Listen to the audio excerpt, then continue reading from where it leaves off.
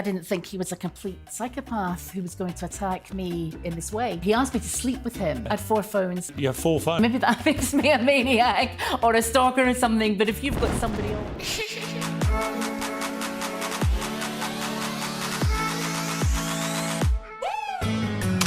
J'espère que vous allez bien. Aujourd'hui, on se retrouve pour une nouvelle vidéo et on se retrouve pour une nouvelle JVDT. Et aujourd'hui, on va parler de la fameuse série Mon Petit Renne. Fun fact, pendant 2 semaines, je croyais que ça s'appelait Mon Petit René comme le prénom et pas Mon Petit Renne comme le renne, l'animal. Si vous l'avez pas vu et vous comptez la voir, je vous déconseille cette vidéo parce qu'elle va être remplie de spoil. Alors, je vais pas vous parler de la série dans cette vidéo, mais je vais vous parler du après la vraie Martha va donner une interview. Et le moins que je puisse vous dire, c'est qu'il y a des choses à dire et j'ai jamais vu autant de contradictions dans un seul interview. Je vais vous mettre les extraits traduits parce que je trouve ça très intéressant d'écouter Fiona et de voir sa façon de parler parce que la ressemblance avec Martha est choquante. Vraiment, Jessica, elle a très bien joué son rôle. Mais bref, avant que la vidéo commence, vous le savez déjà, n'oubliez pas de vous abonner.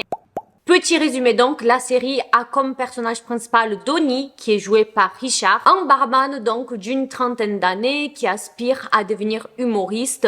Mais voilà, il est victime d'harcèlement lorsqu'il rencontre Martha sur son lieu de travail et qu'elle commence à lui envoyer des centaines de courriers, de mails. Du coup, première chose qui m'a énormément choquée parce que peut-être beaucoup d'entre vous ont cette info, mais moi je l'ai eu que quand j'ai fini la série. Richard est donc celui qui a vécu tout ça dans la vraie vie et j'étais vraiment sous le choc parce que j'ose même pas imaginer à quel point ça doit être dur de revivre des moments comme ça. Sans parler que c'est aussi très dur d'avouer au monde entier ce que t'as vécu parce que dans la série, on sait que à la fin de la série, il en a parlé à ses parents, mais c'est pas parce qu'il en a parlé à ses parents que ses parents connaissent tous les détails de cette façon parce que le plus dur c'est pas forcément d'avouer que t'as vécu ça, c'est comment ta famille va se sentir parce que t'as vécu ça. C'est ça le plus compliqué. Et quelque chose que j'ai trouvé très intéressant aussi dans cette série, c'est la façon dont c'est raconté parce que à aucun moment Richard du coup il va se dédouaner, il va vraiment montrer son côté sombre, il va vraiment mettre en avant toutes les petites erreurs qu'il a fait, qui a fait qu'il s'est retrouvé peut-être plus facilement dans cette position, que ce soit avec Martha ou avec aussi Darien, donc le scénariste en question qu'il a vu. Mais j'ai trouvé ça très intéressant qu'il essaye pas de cacher les erreurs parce qu'on va pas se mentir, à certains moments de la série, on le voit faire des choses et on se dit mais pourquoi tu retournes voir cette personne? Mais pourquoi tu fais ça? Il a donc été énormément félicité par les gens pour être très honnête et pour ne pas ignorer ses propres attitudes qui ont peut-être contribué à certains événements de la série et de la vraie vie. Donc ça fait que la série a été très appréciée. Et avec tout ça, les gens, quand ils ont su que c'était une histoire vraie, ils sont devenus obsédés par l'idée de savoir qui était Darien et qui était Martha dans la vraie vie. Et je vais pas vous mentir, c'est la première chose que j'ai faite quand j'ai fini la série. J'ai cherché Martha et aussi le scénariste qui l'a donc vu. Mais c'était pas pour savoir c'était qui, à quoi il ressemble, il y avait pas cette curiosité là, c'était juste pour savoir si ces personnes-là avaient pris de la prison. Et aussi, j'avoue, je me suis demandé si les tweets de Martha existaient encore parce que petit rappel à quel point Fiona a harcelé Richard. Il y a plus de 41 000 emails, 350 heures de messages vocaux, plus de 700 tweets, 46 messages Facebook et 100 pages de lettres qu'elle a écrites à la main. Donc voilà, c'est vrai que sur les réseaux sociaux, une chasse à la sorcière va commencer, plutôt une chasse à la Martha, parce que c'est vrai que les gens étaient plus intéressés par Martha que par Darien. Et il y avait des centaines de TikTok de personnes qui disaient « Je pense que c'est machin, je pense que c'est bidule » en mettant donc des photos de filles qui ressemblaient à Martha. Donc ces filles-là sont vues exposer leur visage alors que ce n'était absolument pas elles. Elles n'ont rien fait à part ressembler à Martha, peut-être habiter à Londres. Et pareil en ce qui concerne Darien, donc le scénariste. Pas mal de scénaristes dans la vraie vie, des scénaristes donc anglais, vont être accusés d'être ce scénariste en question dans la série, alors qu'une fois de plus, c'était absolument pas eux. Et ça va prendre des proportions énormes au point que Richard va devoir prendre la parole pour défendre certains de ses scénaristes, comme par exemple Sean Foley, qui est soi-disant un ami à Richard. Sean, il va déclarer sur ses réseaux sociaux qu'à la suite de la série, il avait été ciblé de messages en ligne diffamatoires, abusifs et menaçants et qu'il avait donc contacté la police. Avant qu'il fasse ça, Richard avait déjà pris la parole en demandant aux personnes de mettre un terme aux spéculations relations. Et parmi tout ça, une chose qui va être énormément reprochée à Richard et Netflix, parce que Richard avait dit qu'il ne voulait surtout pas que la vraie Martha soit reconnue après la série, que cette histoire était réglée, blablabla. Mais les gens vont se dire, dans ce cas-là, si tu voulais pas qu'elle soit reconnue, pourquoi t'as pris une actrice qui lui ressemblait autant? Donc les gens se demandaient si Richard et Netflix voulaient vraiment cacher l'identité des vraies personnes jouées par les acteurs. Mais bref, comme je vous disais au début de la vidéo, du coup, ils ont donc réussi à trouver le Twitter de Martha. Et tous les tweets sont là, alors que ça date littéralement de 2015. Et ce qui est assez intéressant, c'est que ces messages avaient les mêmes manières d'écrire et les mêmes fautes d'orthographe que Martha. Donc pour les gens, il n'y avait pas de doute. Et c'est comme ça qu'ils ont donc su que Martha était donc Fiona. Fiona a donc soi-disant commencé à se faire harceler sur les réseaux sociaux et elle a donc décidé d'y aller après même pas une semaine que la série était sortie, d'aller voir le magazine britannique Daily Records et dire que c'était bel et bien elle, la Martha de la série. Elle va dire qu'elle recevait beaucoup d'attaques, beaucoup de haine et qu'elle voulait donner sa version parce que tout était un mensonge. Netflix et Richard avaient donc tout inventé. Et elle va donc contacter un journaliste en question, le fameux Morgan Pierce. Alors, c'est un animateur britannique très controversé. Donc les Anglais vont énormément le critiquer en disant qu'il avait prise juste parce qu'il savait qu'il allait faire beaucoup de vues sur sa chaîne YouTube, en disant qu'il avait profité d'une femme qui était pas stable mentalement. Ça, à la limite, je veux bien, mais pour tout le reste, lui reprocher de prendre un sujet qui fait le buzz pour faire du buzz, les gars, n'importe qui l'aurait fait. N'importe quel journaliste, c'est littéralement le travail d'un journaliste de faire venir quelqu'un sur le plateau pour l'écouter dire sa vérité. Moi, Martha, elle me contacte parce qu'elle veut dire sa vérité. Je lui dis yes, yes, come, avec plaisir. Mais une chose qui va être un peu mal vue, c'est qu'on va apprendre que Morgan Pierce l'avait payé seulement 250 pounds. Je pense que c'est même pas une rémunération pour l'interview, c'est plus une rémunération pour couvrir les frais de déplacement. Les gars, c'est pas l'interview la plus rentable ever. Le mec, il a fait 12 millions de vues. Alors moi, ça m'est arrivé une fois de faire 1 million de vues, donc je peux comparer au niveau du budget parce que je connais la monétisation YouTube. Mais avec 1 million de vues, la vidéo de Johnny Depp, j'avais touché environ 4000 et quelques, si je dis pas de bêtises. Donc si on prend 4000 € avec 1 million de vues et on le fait fois 12, ok, 12 millions de vues, il a fait au moment où j'ai fait mon script, ben ça fait déjà 48 000 €. Sauf qu'il y a le nombre de pubs à prendre en compte. Et de ce que j'ai vu, ils ont mis littéralement le double de pubs que j'ai mis. Donc en fait, on multiplie ces 48 000 fois 2. Donc ça veut dire que juste avec cette interview, il a gagné à peu près 100 000 €. Ça peut être plus, comme ça peut être moins. Selon quand la vidéo a été postée, tu gagnes plus ou moins. Mais bref, ça veut dire qu'il a gagné 100 000 € juste avec cette interview et qu'il a payé à Martha 250 pounds. Dans cette histoire, il y a que 2 personnes qui connaissent la vérité. Richard et Fiona. À travers la série, on a eu le point de vue de Richard, on a eu sa version. Et maintenant, je vais vous donner la version de Fiona. Et à la fin, vous me direz quel côté vous croyez. Tout d'abord, ça commence mal avec cette interview parce que elle va dire que elle n'a jamais regardé la série. Have you watched the drama? Not at all. I've heard about the court scene, about the jail sentences and all this sort of stuff. But you really haven't watched any of it? I haven't watched any of it. You're not curious to? No. Et rien que cette phrase, elle va contredire avec tout le reste de l'interview, mais elle va quand même dire que toute la série est fausse et que la seule chose qui est vraie... There are 2 true facts in that. His name is Richard Gadd and he worked as a jobbing barman. Bon, commençons donc par la première rencontre qu'ils ont eue parce qu'il y a beaucoup de choses à dire. Elle va donc dire que c'est en réalité Richard qui était obsédé par elle. He didn't offer me a cup of tea. Nobody gets anything free from the Holy Arms. I was in for a meal with a drink of lemonade and I was very, very hungry. He interrupted a conversation. There was another barman there. You know, I was talking to somebody. It's pretty rude to interrupt. So he seemed to be obsessed with me from that moment onwards. I mean... Quand on va la questionner donc sur le fait qu'elle l'harcelait, elle va dire que non, qu'elle avait jamais envoyé cette quantité absurde de mails. Elle va même dire qu'elle ne l'a jamais vu tant que ça, qu'elle a dû le voir quoi, 2-3 fois. Retenez cette info. Sauf que c'est assez contradictoire parce qu'elle va dire ça, mais elle va aussi dire à un moment que, par exemple, elle connaissait tous ses jours de repos, elle savait quand il travaillait et quand il travaillait pas. He only worked there on certain days. And did you always go on the days he worked there? No, been in there on different days having food. Moi, il y a un bar où j'y vais très souvent. Je connais pas pour autant les jours de repos des serveurs, à part si tu vas dans ce bar tous les jours et que du coup, tu sais quand la personne est là ou pas. Je laisse le bénéfice du doute. Et cette partie de l'interview où elle dit donc qu'elle lui a très peu parlé et même vu, va soulever beaucoup de questions. Tout bête. Le nom de la série, c'est donc Mon Petit Renne. Donc en anglais, c'est Baby Reindeer. Et on va donc l'interroger sur le nom. Et elle va avouer que oui, en effet, elle avait un jouet qui s'appelait comme ça. Did you have a baby reindeer? I too? had a toy reindeer, So that's true. and he shaved his head. That bit is true. Si tu lui as très très peu parlé, tu l'as vu que 2-3 fois, comment est-ce que lui, il peut avoir cette information? On parle quand même d'un nom de jouet. Aussi, quand on lui parle donc des SMS, des tweets, des lettres, None of that's true. I don't think I sent him anything. You never said him anything. No, I think there may have been a couple of emails exchanging, but that was it. Just jokey banter emails. How many do you think you sent him? Listen, 10, 10 emails. not 41,000. Puis on va l'interroger sur les tweets. Elle va dire que ouais, elle a dû mettre une dizaine de tweets à son sujet, mais c'est déjà énorme quand on connaît très peu une personne. Pourquoi tu mettrais une dizaine de tweets? Quand on lit les tweets, c'est des tweets très voilà, sur une personne que tu connais à peine. Messages? No, Facebook messages? no. Did you tweet him? I may have done years and years ago. You actually tweeted him numerous times. No, it wasn't numerous. It was about 18 tweets there or 14. It's quite a lot to someone who's not that well known. But we were all friends. You know, we were all friends. You know. Was he ever your friend, Richard Gadd? No. Bref, à un moment, Morgan va donc lui parler de ce passage dans le canal. Donc, quand Martha va le coincer dans le canal et va le toucher.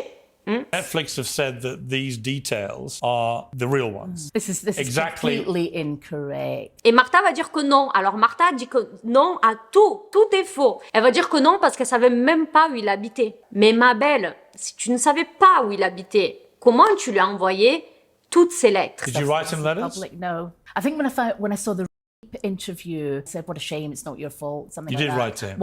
One later. Alors je me suis dit, à part si elle a envoyé ses lettres sur son lieu de travail, mais bon, ça m'étonnerait quand même. Mais bon, je laisse le bénéfice du doute, j'essaye de comprendre, vous voyez. Même si vous savez ce que je pense au fond. Un autre point de l'interview sur lequel les gens ont commencé un peu à comprendre que son comportement n'était pas celui d'une personne mentalement saine et aussi une personne qui est intégrée dans la société, on va dire, c'est que de un, elle a admis avoir plusieurs adresses mail différentes. Do you have the same email address you've always had? I had 6 at one point. Why? Because I like to keep people on different phones and different emails. Six different email easier. accounts? Maybe 4. Ça s'arrête pas là, parce qu'au-delà d'avoir 6 mails différents, parce qu'encore ça, on peut trouver une raison, elle va lâcher une petite info, voilà, comme ça, soyons fous, où elle va dire qu'elle avait donc plusieurs portables. How many do you use today? I had 4 phones. You have 4 phones. I like keeping people on separate phones as well. And maybe that makes me a maniac or a stalker or something, but if you've got somebody... Et petit rappel dans la série, vous vous rappelez quand Donnie, il va chez Martha, il voit qu'elle est vraiment dans une maison où tout est sale, un peu négligé, et il ouvre un tiroir, et sur ce tiroir, il voit plein de téléphones. Bref, à un moment, elle va aussi dire qu'elle n'avait jamais envoyé d'audio. Et la seule raison pour laquelle il avait sa voix, c'est parce qu'il avait enregistré à son insu une fois quand elle était au bar. Parce que, à part au bar, ils ne sont jamais vus ailleurs, hein, faut pas oublier. The only explanation for having a voicemail from me would be taping me in the Holy Arms. That's the only place we've Or ever that you've met. left messages on his phone.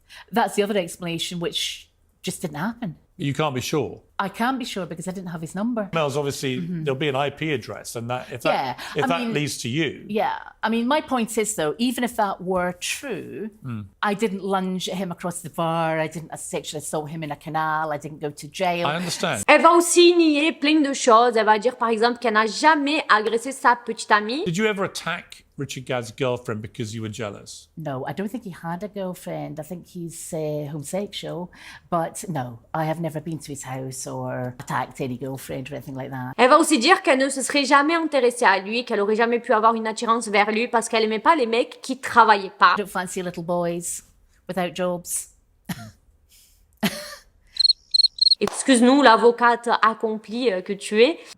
Elle est très méchante dans ses propos, Fiona. Elle va dire que Richard avait des problèmes mentaux, qu'il fallait qu'il se fasse aider pour sa santé mentale. I didn't think he was a complete psychopath who was going to attack me in this way. What do you feel about Richard Gadd? I think he's psychotic. I find the behaviour outrageous. Think he's mentally unwell? Yes, I think he always was. Whether there was an alleged rape or whether that was real or conceived in his mind, I think that would make him more. I mean, that's a rape. Elle va carrément s'en prendre au physique de Jessica, celle qui joue son rôle dans la série. There is obviously a resemblance between. Do you think so? Well, a bit, but That's only- hardly flattering. well, I don't mean to. D'ailleurs, en ce qui concerne Jessica, celle qui joue Martha du coup, elle va se contredire énormément. Par exemple, à un moment, elle va dire qu'elle pensait que l'actrice était écossaise à cause de son accent. Mais Jessica, elle utilise l'accent écossais seulement dans la série. Dans ses interviews, elle parle normalement puisqu'elle n'est pas écossaise. Et c'est donc une preuve que Fiona a forcément vu la série pour savoir quel était l'accent que Jessica jouait quand elle jouait Martha. Currently have a Believes me, boyfriend. yeah. He's a lawyer Yeah. in London. Doesn't matter where he is. No, I understand, but how long have you 5 been? years, 5 years. Elle va aussi dire qu'elle n'est jamais restée des heures et des heures et des heures assise devant chez lui à l'arrêt de bus. Vous voyez quand elle est là en train de congeler et de trembler et que c'est Richard qui la ramène donc chez elle. You ever do that? No. Qu'elle n'a jamais été à ses stand-up de comédie. Jamais. À la fin de l'interview, Morgan va lui dire Are you challenging him to reveal this evidence? No, I would challenge him to leave me alone. sauf que si tu sais que vraiment tout ça est faux comme tu le dis, bien sûr que tu dirais que oui, parce qu'ils auraient pas de preuves. Mais non, elle veut juste qu'il les laisse tranquilles. Et elle est très forte parce qu'elle sait exactement quoi dire. Et c'est comme dans la série. You will categorically be taking legal action. Absolutely, against both him and Netflix. Calling him a liar and you're calling Netflix accomplice to I didn't these use lies. those words. I said the story, the play, the Netflix show is not true. If Richard Yeah? Gadd is watching this, what's your message to him? Leave me alone, please. Get a life, get a proper job. I am horrified at what you've done. The people who are watching this and who still doubt you, what do you say to them? I think you should look at the number of articles that Richard Gadd and Jessica, the actress, have done and how Netflix and he have promoted this. He's a liar, and my friends say likewise. Moi, mon impression dans tout ça, je n'arrive pas à la croire dans cette interview. Tout ce qu'elle a fait, c'est dire que c'était faux. Vous voyez, Richard, lui, il a eu le respect et la confiance du public en raison du fait qu'il ne s'est jamais victimisé et qu'il s'est présenté comme un homme avec beaucoup de problèmes, avec des démons, avec des défauts. Et peut-être si Martha, elle aurait assumé, Fiona, aurait assumé certaines choses, on pourrait peut-être la croire. Mais là, à écouter cette interview, elle est parfaite. Did you ever contact Richard Gadd's parents and threaten them? No, that allegation was put to me by journalists. No. Si peut-être elle aurait dit c'est vrai que je n'aurais pas dû dire ça, c'est vrai que j'ai cru qu'on était dans une relation amoureuse alors que c'était pas le cas. Non, elle est là, le dénigrer, je me serais jamais intéressée vers lui. He says the whole thing started because he felt sorry for you and that's why he befriended you. I've got lots of friends. Got that impression at all. I got the impression that he was all out for himself, wanted to sort of control that bar, very full of himself. Il est gay, il a voulu coucher avec moi, il a proposé de coucher avec moi. He asked me to sleep with him. He said, would I like my curtains fixed? And I laughed. And he said, that's a euphemism. Do you want me to come home with you? And I said, I've got a boyfriend. Il y a pas un truc où elle s'est dit oui c'est vrai j'ai mal interprété, oui c'est vrai j'aurais pas dû faire ça, oui c'est vrai. Non, jamais. Je peux pas dire qu'elle a des soucis mentaux comme tout le monde le dit, je suis personne pour dire ça. Mais c'est vrai qu'à sa façon de s'exprimer, on dirait vraiment qu'elle est un peu coupée de la société. Elle prétend avoir beaucoup d'amis, travailler beaucoup. Mais toute cette interview dit un peu le contraire. Do you think if somebody did send someone Yeah. 41,000 emails, I think 350 that's voice messages, excessive, obviously. Yeah. to you, would that mean someone's stalking someone? That doesn't necessarily mean they're stalking somebody. They could be great friends. You know, they could have been friends for 50 years or something. En tout cas, une chose est sûre, si même Richard ne parle pas mal d'elle, dit qu'il lui en veut plus, que c'est derrière lui, je pense pas que ce soit à nous de le faire. Par contre, un truc que j'ai beaucoup vu, c'est que sur TikTok, il y a des personnes qui reprochent à Richard et Netflix d'utiliser une femme clairement mentalement instable pour faire une série. Dites-moi ce que vous en pensez sur ça. Parce que je sais pas. Comment dire, Richard n'a jamais sorti le vrai prénom de Fiona. Il n'a jamais cherché à lui faire du mal. Il a le droit de raconter son histoire telle qu'il le souhaite. Et je peux comprendre que certains voient les choses comme ça, mais il faut pas oublier ce qu'elle aussi a fait à Richard. Comment elle a détruit sa vie, son travail, ses relations amoureuses, sa santé mentale. Fiona est peut-être victime d'une maladie mentale, mais c'est pas pour autant que Richard n'est pas une victime non plus dans l'histoire. Et venir dire « ouais, c'est abusé qu'il a fait une série Netflix où il parle de ça », il a totalement le droit de raconter son histoire. Voilà ce que je pense. En tout cas, en ce qui concerne Richard, contente pour lui de voir que son rêve finalement s'est réalisé. Il voulait quitter ce bar pour vivre de sa passion. Bon, il n'est pas devenu comédien, humoriste, mais là pour le coup c'est devenu un acteur. Et je me demande qu'est-ce qu'il va en faire de cette notoriété. Est-ce qu'il va continuer à peut-être réaliser des séries sur le rôle de réalisateur ou est-ce qu'il va vraiment essayer de devenir comédien? On verra dans l'avenir. J'ai hâte de savoir ce que vous en pensez parce que ça c'est vraiment le genre de JVDT où j'aime entendre vos avis. On est là pour débattre, s'écouter l'un et les autres. Juste soyez polis dans les commentaires si vous avez des pensées différentes. Je vous laisse 2 autres vidéos sur l'écran. Je fais plein de bisous. Bisous, ciao.